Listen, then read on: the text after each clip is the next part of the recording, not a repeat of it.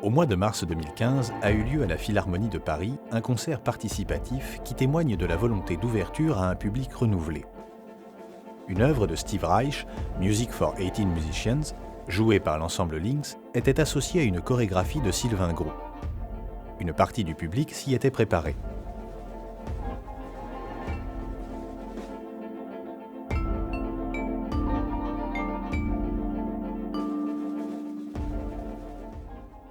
C'est une musique exigeante, intelligente, c'est-à-dire que la première écoute semble difficile, la deuxième écoute, on commence à avoir des pulsations qui nous viennent, et à la troisième, on a l'impression de la reconnaître, et plus on l'écoute, et plus on en recèle les différentes couches, et toute la force en fait, et toute la puissance. C'est vraiment une invitation à réfléchir à quelle forme pourrait prendre une vulgarisation, dans le sens noble du terme, de l'œuvre minimaliste, de l'œuvre de Steve Reich. On ose vraiment passer le cap de rentrer dans le mouvement. Là, je pense qu'on prend beaucoup de plaisir.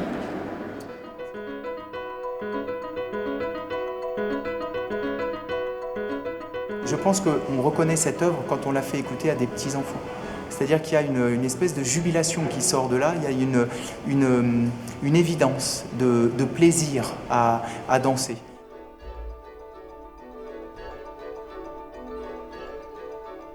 Est-ce que ça serait danser la musique et écouter la danse ?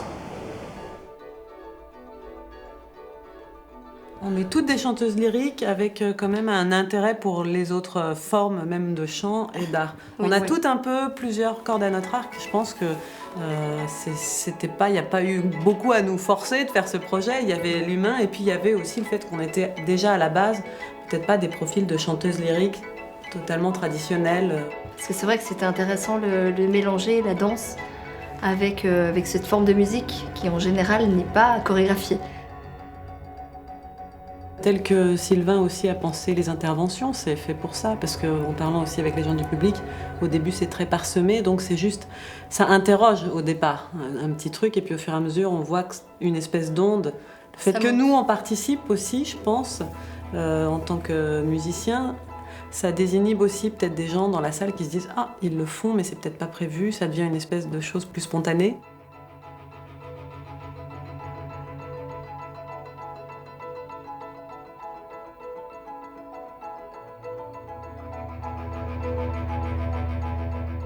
Il y a un vrai travail en amont avec les danseurs amateurs, il y a des ateliers, il y a une chorégraphie.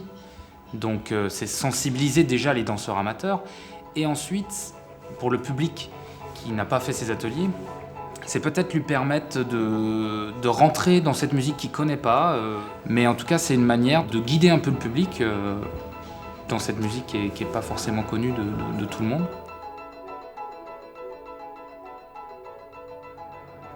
Cette fois-ci, j'ai eu des collégiens, mais je crois que c'est la première fois que je travaille avec des jeunes. C'était compliqué de leur faire comprendre ce qu'ils allaient vivre avec les autres spectateurs. Donc en fait, il y a eu un grand pas de franchi quand on a retrouvé tout le monde, qu'on a été dans l'espace avec les musiciens, les vibrations de la musique. Ça a vraiment basculé et eux aussi, ils ont été complètement transformés. Quand on est tout seul, qu'avec la classe, on se dit c'est ennuyant, mais dès qu'il y a beaucoup de monde, tout le monde fait pareil que nous, c'est bien.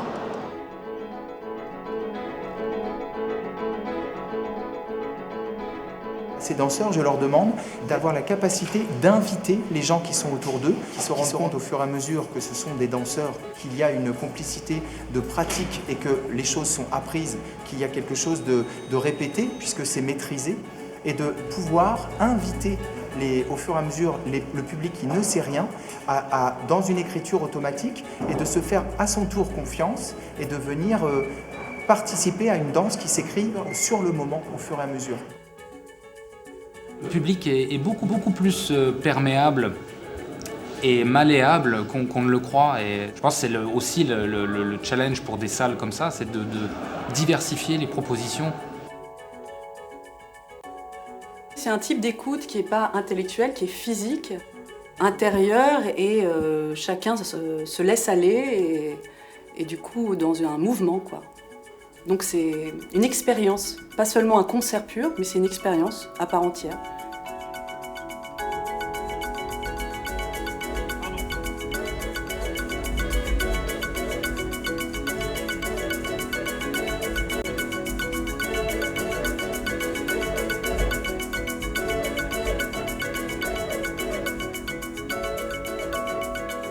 J'ai été très touchée, j'ai eu des frissons pour tout vous dire.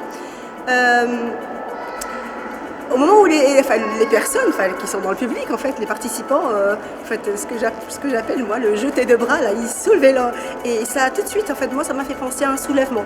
Et il y a des moments, en fait, j'écoutais, je regardais, dans ma tête, j'avais séquencé un peu le spectacle et j'avais des mots comme ça qui me venaient. Donc j'ai eu le soulèvement, j'ai eu la joie, la fête, j'ai eu la résistance, j'ai eu la vie.